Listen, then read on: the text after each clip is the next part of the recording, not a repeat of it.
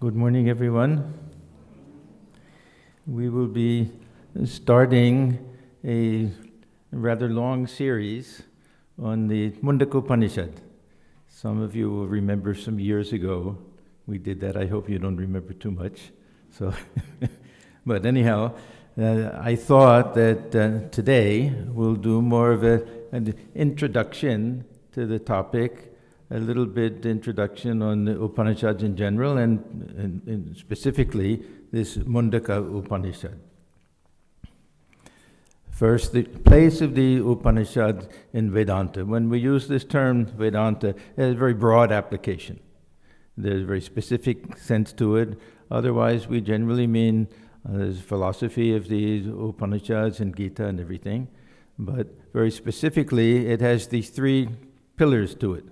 Prasthanatraya, the Upanishads, the Brahma Sutra, and the Gita. These three form the pillars of Vedanta as we know it. Very often we think Vedanta means Advaita Vedanta. It can refer to any of the schools of Vedanta. But based on these three, and even more specifically on the Upanishads, because the Upanishads represent the culmination and the final section of the four sections of the Vedas. So very specifically we can say that if we want to follow Vedanta, then we're followers of the Upanishads with the auxiliary texts and everything. So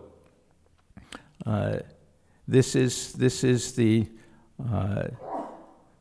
main, really the importance of the Upanishads is that this is the final authority.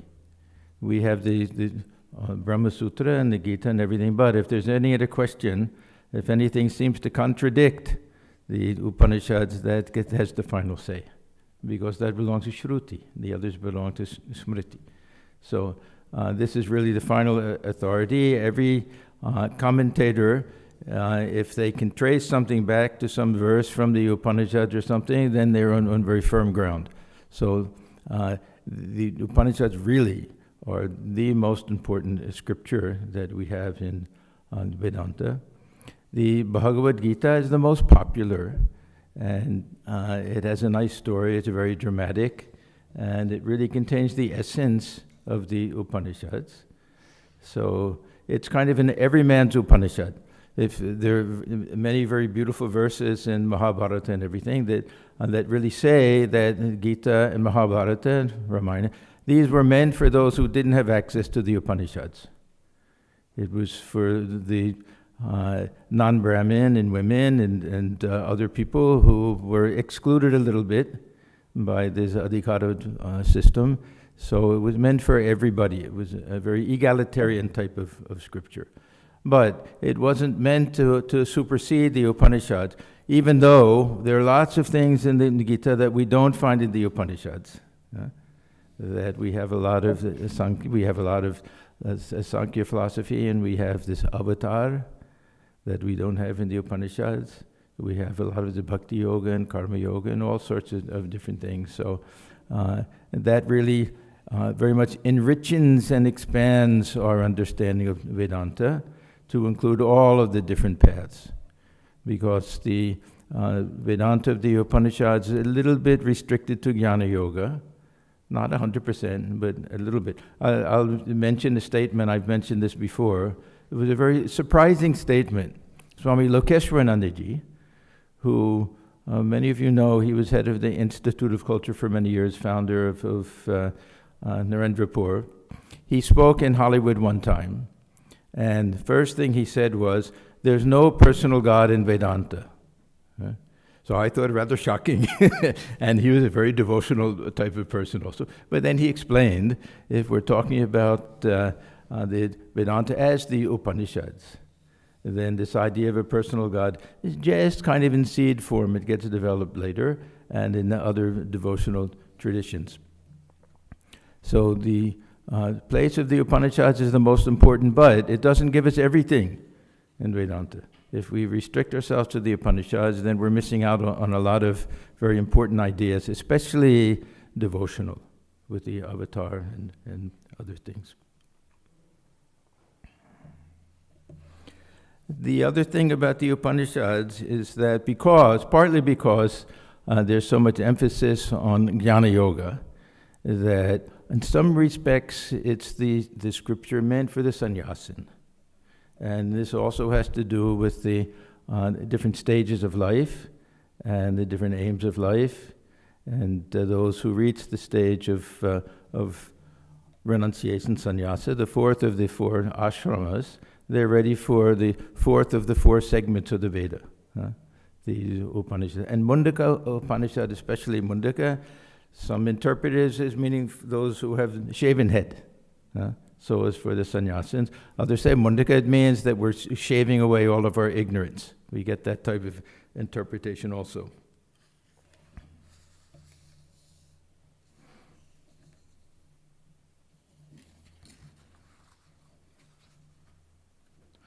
Swami Vivekananda was in some respects an embodiment of the Upanishads. Now we can make the claim that they equally an embodiment of Gita, because he had the Kshatriya Bhava. The Gita is for the warrior, and Swamiji loved that. So this is true, of course, and he loved the setting of Gita and everything. But there was something about the Upanishads and this idea of the self and the power and fearlessness of the self that really attracted Swamiji. And he spoke about it many times, this idea that this strength comes from within, that we don't have to look outward, don't have to look up to a personal God or anything. We find everything within. So Swamiji said that everything boils down to one word, fearlessness. And we have some beautiful quotes. He says, if there's one word that you find coming out like a bombshell from the Upanishads, bursting like a bombshell upon masses of ignorance, it is the word fearlessness. And the only religion that ought to be taught is the religion of fearlessness. Either in this world or in the world of religion, it is true that fear is the sure cause of degradation and sin. It is fear that brings misery, fear that brings death, fear that breeds evil. And what causes fear? Ignorance of our own nature. Strength is what the Upanishads speak to me from every page. This is the one great thing to remember. It has been the one great lesson I've been taught in my life. Strength, it says, strength. O man, be not weak. Are there no human weaknesses, says man? There are, says the Upanishads, but will more weakness heal them? Would you try to wash dirt with the dirt? Will sin cure sin? Weakness cure weakness? Strength, O man, strength, say the Upanishads, stand up and be strong. Aye, it is the only literature in the world where you find the word abhi, fearless, used again and again. In no other scripture in the world is this adjective applied either to God or to man. Abhi, fearless. Now, we would expect, if this is Swamiji's attitude, that there'll be a lot of lectures on the Upanishads. But Swamiji, we have to remember, spoke in the West, mostly, at least his Jnana Yoga lectures and everything. These were talks given in this country and in London. And he was addressing an audience that he felt didn't know or didn't need to know a lot of the very technical aspects. He wanted to teach the main principles of things. And these were people who didn't know, most of them, what the Upanishads were. It wouldn't have been very helpful. His same logic he used with Sri Ramakrishna himself. That he didn't, everyone wondered, why aren't you preaching Thakur and his teachings and everything? He said, I want them to know the principles, and they're not familiar with cultural things, other things. So that was his main idea. But when we go through his writings in Jnana Yoga, we find that he really followed some of the Upanishads, and some very carefully, almost verse by verse, without mentioning the name always, and without referring to the different verses and everything.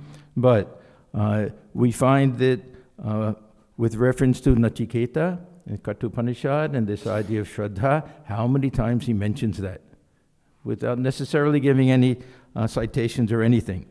How many references to that verse, arise, awake, and stop not? He gave his own interpretation, and stop not till the goal is reached.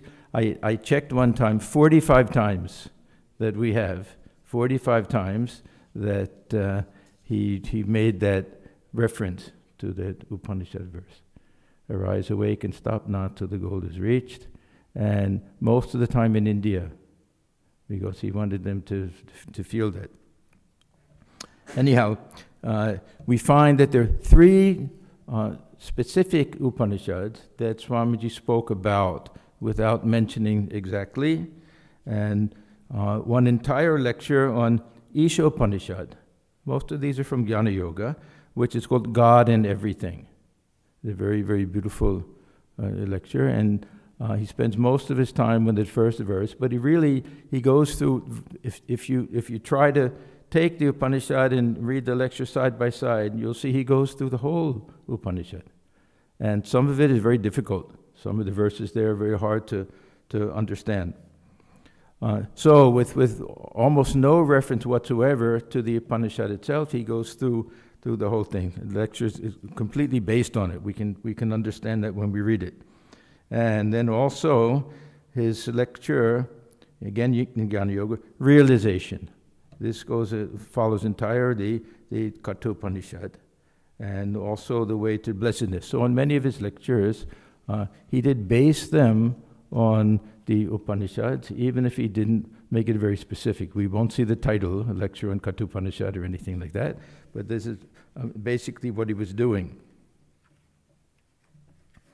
But the one Upanishad that he really went through verse by verse and actually translated, he gave his own translation, was Mundaka Upanishad. So this was something that Swamiji was very fond of. I would say Kathopanishad was his favorite, partly because of the character of Nachiketa. He would always say, be like Nachiketa, have that Shraddha, have that tremendous faith, and that strength, will, and to follow the truth. So he loved this idea of Nachiketa, but this Mundaka Upanishad has some of the most beautiful verses that we find in all of Vedanta. I like the story of Kathopanishad also, but in terms of just the most beautiful verses, I think maybe this Mundaka Upanishad would be my favorite. For some reason, when we go through the complete works, this was not included. I don't know why exactly. Not included in the first 8 volumes. That Sister Gargi, in her new discoveries, that she included the unedited transcript of Goodwin's Notes. First, I don't know, J.J. Goodwin was the Englishman who came to America and followed Swamiji around both in the West and also in India, and he was an expert at shorthand, and he took down notes of all of his talks. It's because of him. We owe him a great debt of gratitude, just as we do with M for Sri Ramakrishna. That because of Goodwin, we have a very accurate, he was an expert shorthand, very accurate copy of all of the talks that Swamiji gave in the West. But anyhow, this is now included in Volume 9. Volume 9 was done very recently, maybe, I don't know, 30 years ago, something like that, much later than all of the other volumes, under the title The Mundaka Upanishad, from January 29th, 1896. And as I say, it's almost a complete rendering of the Upanishad, along with Swamiji's explanations.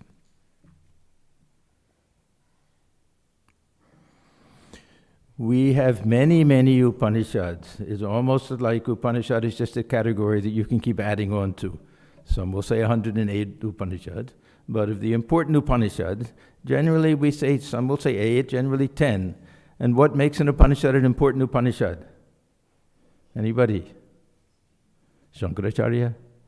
If he wrote a commentary on it, then it was considered to be important. He had that much strength and power and his so much importance that if he recognized it, and of course these are the oldest ones also. Chandogya, Brihadaranyaka, they were the oldest of all the Upanishads. I remember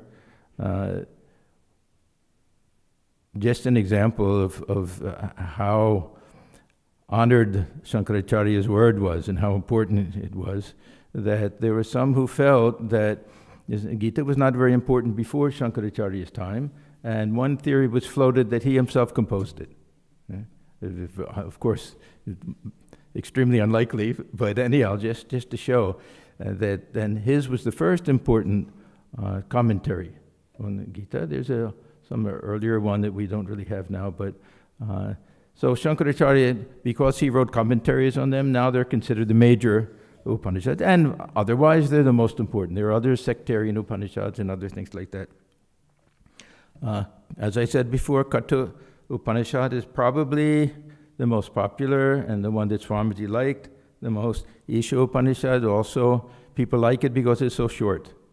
And when they give a list of the Upanishads, they do it in alphabetical order for some reason.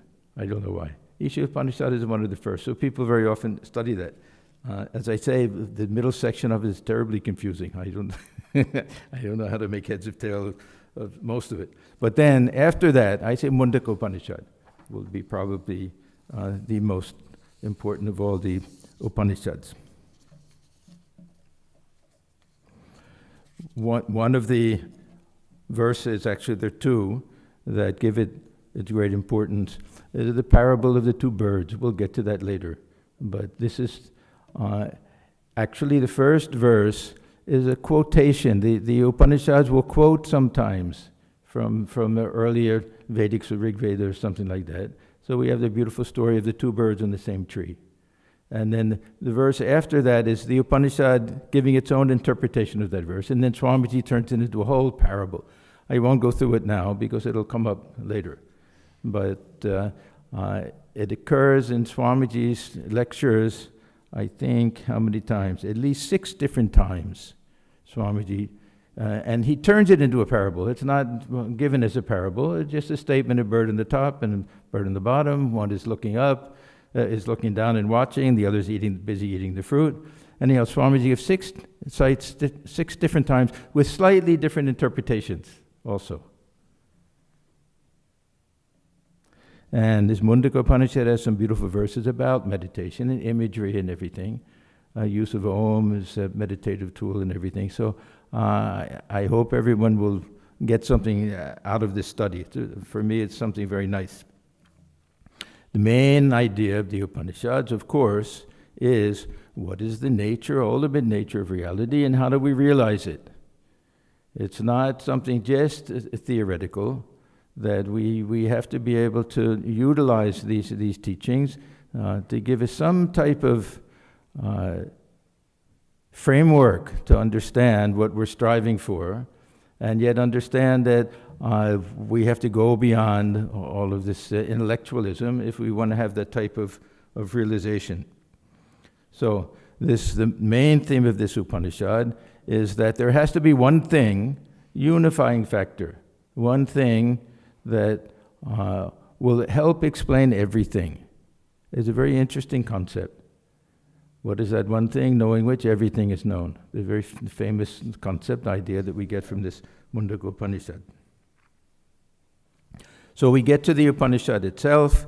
There's not much of a story. And some of the Upanishads, they have nice stories. Some have lots of little stories, the long Upanishads. Some is just pure philosophy. This story, as I say, is really just a question and answer. There was a great sage by the name of Angiras. And he was supposed to have been knower Brahman, someone who achieved the highest type of illumination. And this knowledge had been passed on to him earlier. This is a very common theme, that there's always some transmission. And nobody claims to be the first one. It'll always be traced back somehow. And most of these traditions, especially some paradayas, they'll trace everything back to a divine source. So we'll have Shri Sampradaya going back to Divine Mother, Brahma Sampradaya, like that. So this great sage is asked a question by also a great householder named Shaunaka. And Shaunaka apparently was was wealthy, well-to-do, very cultured, and very knowledgeable, but also very spiritual, we can say, very sensitive, and a man of great and deep insight, and we know that by the question that he asks. So whole Upanishad really is one question and one long answer. This is Mundaka Upanishad. The question is, Kasminnu bhagavo vigyate sarvam idam vigyatam bhavati iti. And it doesn't translate very easily into smooth English, but something like, what is that which known, all this is known. What is that knowing which we know what is that one thing that we need to know if we want to know everything? What is the one key thing? So there's several assumptions in this. One is that there has to be some higher type of explanation for things which will cover all particular types of explanations. Generally, we want to know, if we want to know how things were made, well, one thing is made by a carpenter, one is made by an electrician, plumber, all sorts of different things. But is there one answer that we can get, how was it made, that'll explain somehow how things are made in general, and that we can apply the specifics to each individual case?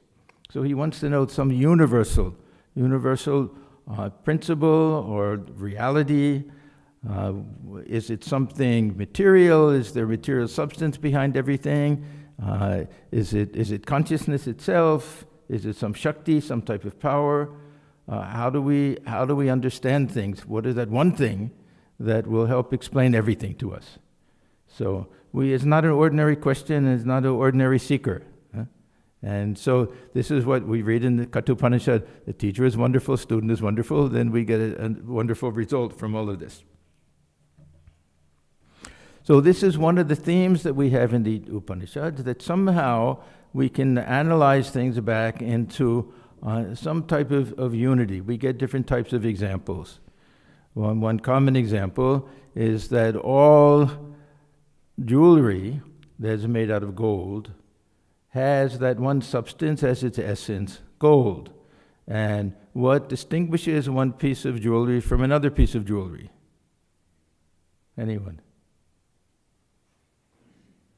Good. Name and form. Namarupa.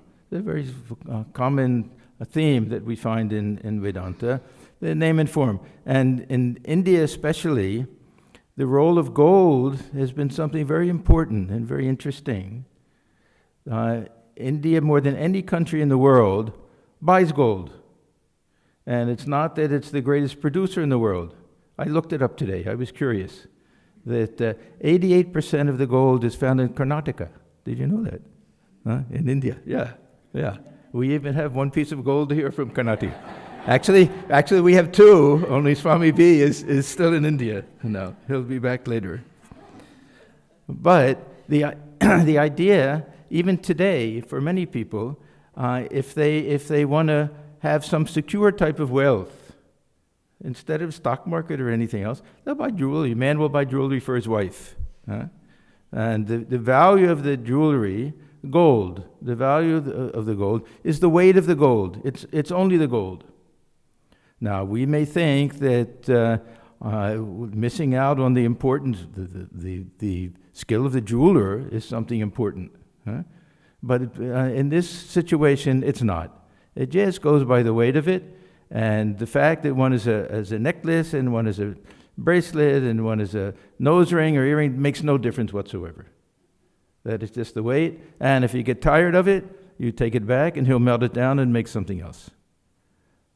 And if you need some money, you melt it down and just sell it. Or sell it as it is. So this was always considered to be something of great value beyond the name and the form. Just the essence and the substance of it. We find a similar thing with clay, another example, that clay, all different objects can be made out of clay. We can have clay elephants and horses and all sorts of things, but it's all clay. Now, this question comes up sometimes that in academic circles, that this mystical view, can we see both at the same time? It's an interesting question. Huh? Can we see the snake and the rope at the same time? Huh? Can we see the essence, and can we see... Because name and form sometimes cover the reality. So some say, and no, if one has that mystical experience of God, everything disappears.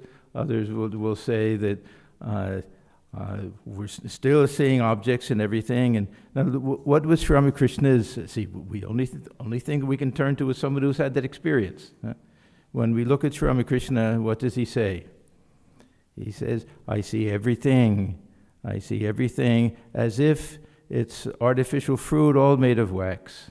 I see both. He didn't say both, but that meant he could see it as if we're looking at an apple and a banana and a pear, and yet we know that it's all wax. So this was his view. This is what he called vijnana, to be able to see the essence and the manifestation at the same time and see they belong to one and the same ultimate reality.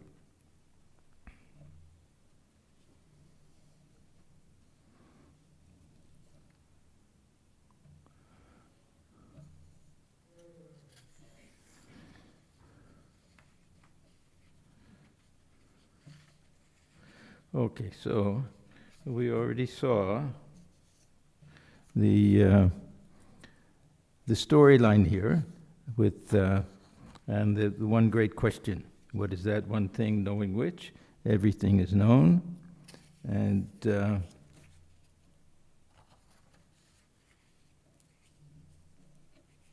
let me go back to this one thing. Yeah, in fact, we read it last night or the night before.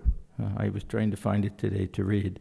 This idea that knowledge culminates when we reach unity and oneness. Swami Vivekananda, he was talking to his householder disciple, Haripadamitra, when he stayed with him in Balgam. And he was saying, even in science, that how do we know that we've reached the final explanation? When we've come up with one thing that will explain everything.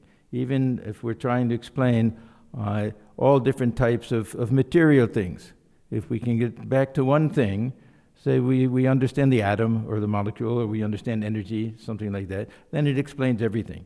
So Swamiji had that belief, not just with this idea of Brahman, but with everything. That this is where we've reached the highest reach that we can attain to, from an intellectual point of view at least, when we come to that one unifying factor that explains everything that we have. Now, what is the answer that's given? The answer that's given is not the answer to the question initially, but it's also very important. We find Sri Ramakrishna used to do that sometime. That someone would ask him a question, and he'd say something like, renunciation is necessary. Well, that wasn't the question. But we find out that it's the real solution to the problem. So anyhow, the answer that we get is something interesting, that it's not what is the nature of Brahman, it's not that one thing to be known is your very own self, it's nothing like that. That he starts out by saying that there are two different types of knowledge, paravidya and aparavidya. This is really how the teaching will start with this Upanishad.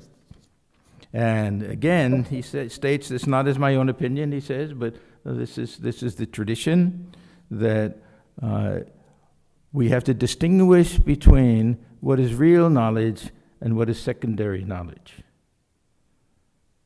And what is included in this aparavid, the lower knowledge. Now, we can say this lower knowledge will be things of the world, that it'll be science and mathematics and medicine, all of those different things will be the lower types of knowledge. But we find that it goes higher and higher and higher. Even the Vedas become part of aparavidya. Even the Vedas, that means the Upanishad itself, that means his own words, are becoming, falling into the lower type of category. This means that the highest wisdom is beyond all of this.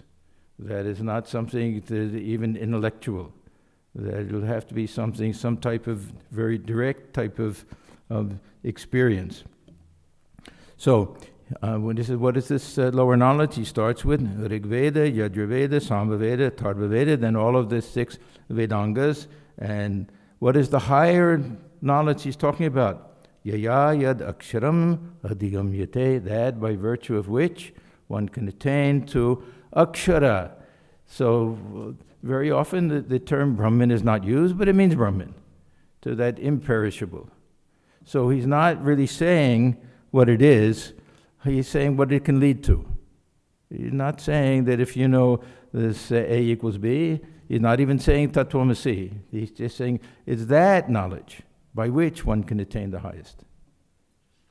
So even saying that it, in some sense that it can't be put into words, this is something that has to be experienced. So this is something that's very important in the Upanishads, to draw this distinction between higher and lower knowledge, and to show that this lower knowledge has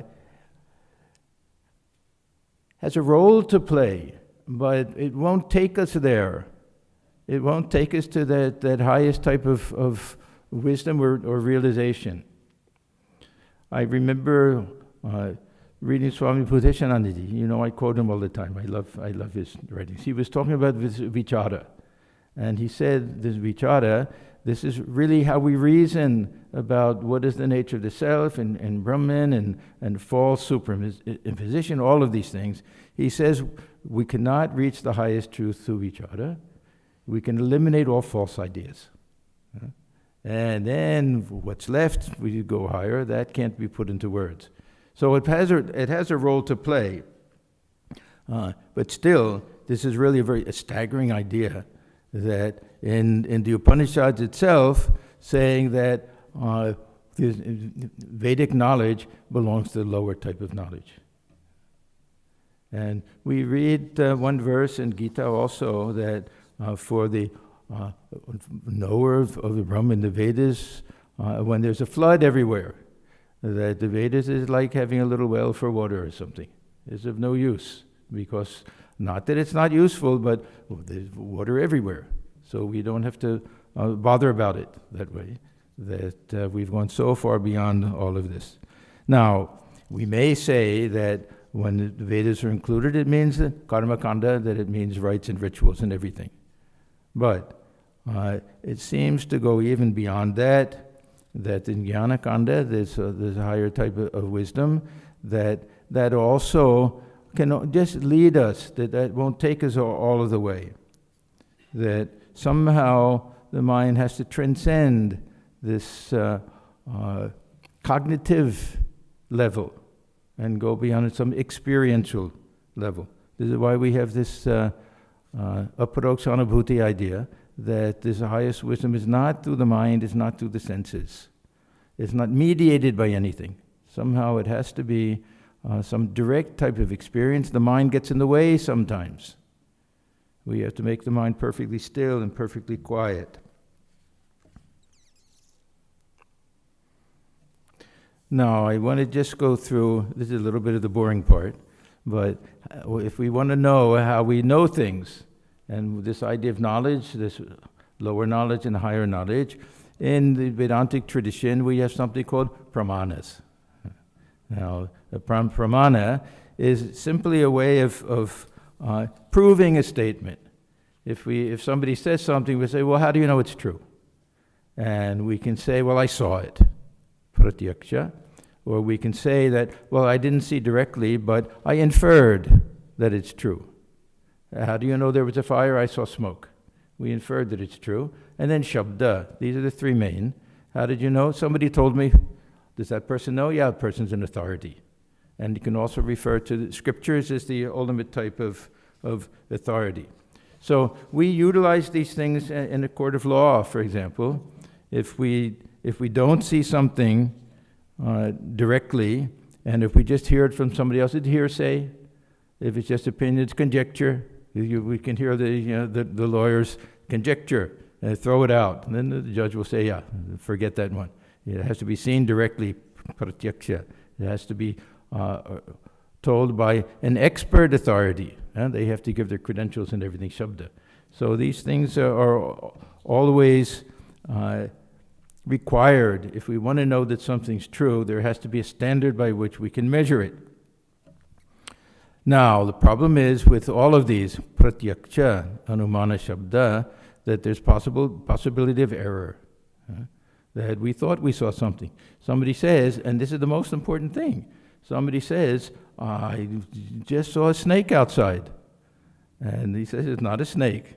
Then you go, look, you'll see it's a rope. And he goes back and says, I thought it was. So we can missee things, mishear things. And then there's a big fire. How do you know there's a fire? I saw all of the smoke. He said, you saw the smoke because somebody put the fire out. That also causes smoke. Yeah? So all of these shabda, maybe he's not an expert. He says he's an expert. When it comes to shruti, then we take that as really a very high type of authority. But there's a danger of error with all types of knowledge, lower types of knowledge. When it comes to this higher type of knowledge, then we find that this anumana and other things, that inference, that it only works to a certain extent. And Swamiji makes a very important statement. He said, when we can never realize the highest truth through logic, but it will never contradict logic. So yukti, it has an important role to play. None of this is meant to say that we shouldn't try to understand these things. That just gives us a framework, though, that we have to go beyond all of this. This is that very important understanding of the role of vichara, and how many times Sri Ramakrishna tells M, don't do this vichara anymore.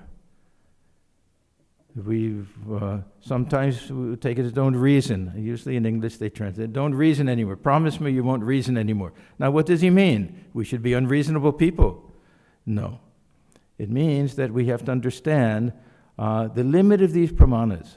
If we want to try to spend our whole life figuring out that how did this universe come into being, that what was the purpose of it, all of these types of questions, even things about past life and future life, that or kind of conjecture and everything, will never come to any final conclusion that can't be questioned by somebody else because of the limitation of all of these things. And when it comes to the highest type of knowledge, then it has a role to play, but a limited role to play. A critical, but limited. And Sri Ramakrishna gives a very nice example that someone received a letter that probably his wife wrote to him, that you're traveling now, when you come back, I want you to bring a few things, bring some cloth, and bring some sandesh, some other different things like that. And he loses the letter. And he can't remember what it is, so he goes searching all over. Then he finds the letter, and he reads it, and remembers everything there, buys everything, then throws away the letter, because it's of no use anymore. So this is the value of the scriptures, that it tells us what to do, what we're trying to aim at, what we're trying to realize. Now, what about those who continue to read the scriptures? We have many of our sadhus, the whole lifetime they'll spend in this type of study. There's great pleasure out of it also. There's a type of enjoyment that comes after we start to appreciate it. That many of our sadhus, the Gita especially, will read every day and will continue studying every day. But it's not done to replace the spiritual practice. It can reinforce it. So it's very helpful for us to keep a practice of doing some type of serious study. But we shouldn't think that that's going to take the place of our meditation and of our devotion and self-service and all of that. Those things are more important. This a very good knowledge of the scriptures, they say, is important only for those who want to be acharyas, if they have to teach other people. Otherwise, how much do we need to know? You remember the nice conversation between Hari, future Swami Turiyananda, and Sri Ramakrishna. That Sri Ramakrishna was telling the others, I don't see Hari anymore, that nice boy who used to come here. And they said, oh, he's busy studying Vedanta. So one day he came, And Sri Ramakrishna said, "Oh, I hear you're too busy to come. Oh, we're studying Vedanta." He said, "Well, tell me one thing. What is this Vedanta? Is it not Brahma Satyam Jagat Mithya? Is it not? Is there anything more than that?" And he said, "No, sir." And he said, "Then better that you start coming." That was his idea. So we have to make sure that we understand the importance of each other and the limitations of each other. How much we can get through the intellect and how much we can get through the heart. Because this is our key is through the heart more than through the head, and this is the role of the feeling. When we practice our meditation, intellect has some role to play, but I always feel that meditation is a question of feeling, a question of the heart center, and not so much a question of intellectually trying to figure things out and understand things. In our meditation, suppose our meditation is a type of soham, then if we really want to know the real nature of the self, we have to make the mind quiet. That's the only way to do it. If the mind becomes quiet, then I realize I'm the witness. It's a very simple thing, but hard to do. But if we just intellectually try to use all these arguments and everything, it's helpful to give us some conviction. It's helpful in the beginning, but like reading the list. We don't have to keep going over it again and again and again. And we have to understand whole set of questions have no answers. There's purely speculative philosophy. Every system will give a different type of answer. We may like one and we may not like one. Another one of my theories. The belief system is more a question of what we like and not what we really find to be so logical. Because logic can take us anywhere. There's all of the systems of Vedanta, Ramanuja, Shankaracharya, they all have a logic to them. And they can all find verses from the Upanishad scriptures to support them. We like one or we don't like one. One's helpful, one's not helpful. This was Sri Ramakrishna. That we had a long study about the bell fruit, weighing the bell fruit. People will say, follow of Ramanuja. They're talking about all the jivas and everything, and these are the Jagat and Jiva, that these are qualities that inhere in Brahman and everything. But no, he's not teaching a doctrine. He's saying if you like this way of thinking of things, this can be helpful. This is also a path. Mat Pat is a great statement, two-word statement, that all these philosophies and everything are different paths, and they're all legitimate. Not one is final or absolute. That they will be helpful for different types of people. That's all. So this is how this Upanishad begins. The answer is we have to make a distinction. We have to know what real knowledge is, and that knowledge is such that we become transformed, and doubts are all removed. Karma becomes a burnout. That we see the divine everywhere. All the bondage falls away. So it's not an intellectual thing at that point. And this longing for knowledge should be a longing for freedom. It should be a longing for that highest type of realization. That we have to feel that ignorance is a type of bondage. That it kind of weighs on us. We go through life without knowing anything. That just falsely identifying with all the external things is a kind of slavery. To have that type of feeling, this is really vairagya, this type of feeling, that living a ordinary life of ignorance and just enjoying things and suffering and everything, that we're somehow missing out. There has to be something higher. What is that? That by virtue of which this akshara, this imperishable, unchanging ultimate reality, which is our very own self, that can be attained. So Sri Ramakrishna tells us so many times, who can understand the ways of God? When he's asked all of these questions, he would say, stop worrying about all these things. You've come to the garden to eat the mangoes, enjoy the mangoes. Don't spend all of your time counting the twigs and the branches and the leaves and everything. And you've come to this beautiful garden, then don't get lost in all the little things. Who is that who created this garden? try to get to the essence of everything. So this is the thrust of the Upanishad as it begins, that we're given the main question, that what is that, knowing which everything is known, and we're given the first answer, that by virtue of which one can attain the very highest ideal in life. And then the third thing that we get is first understand what is real knowledge and what is secondary type of knowledge. And we'll find that everything, of course, will go back to this imperishable absolute Brahman. So we'll stop here and continue with the second part next Sunday. Now we can take a few minutes to sit quietly.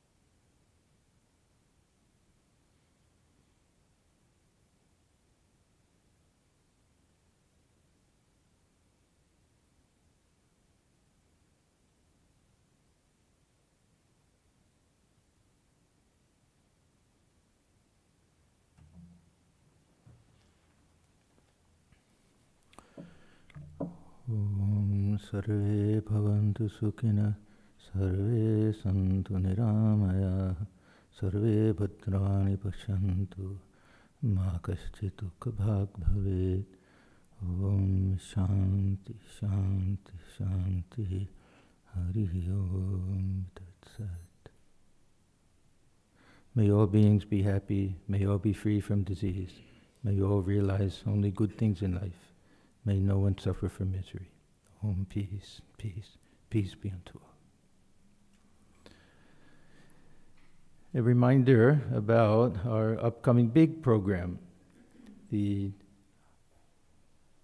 concluding program of the 25th anniversary of our center, our Silver Jubilee year, will be the last day of March, the March 31st, Friday night it'll start, and then April 1st and April 2nd. We'll send out a special program with all of this, but just to make sure you keep those dates open. We'll have several of our sadhus coming. Swami Sarvadevanandaji, of course, will be here. Swami Chaitananandaji will be coming. Swami Ishatmanandaji, Swami Tattvamayanandaji, Swami Parapananandaji, Pravajika Shuddhatma Prananji from Ridgely will be coming. Did I forget anybody? And Nirmalatmanaji, or Swami from Brazil, will be here also. And we'll have Ram Navami Puja, we'll have Ram Nam that night, and we'll have a nice sitar concert that last night also. So we'll send that all out, but make sure that you keep that date open that weekend, and hope that everyone will be able to come. So thank all of you for coming. And we have something in the basement? Yes, some snacks and everything in the basement.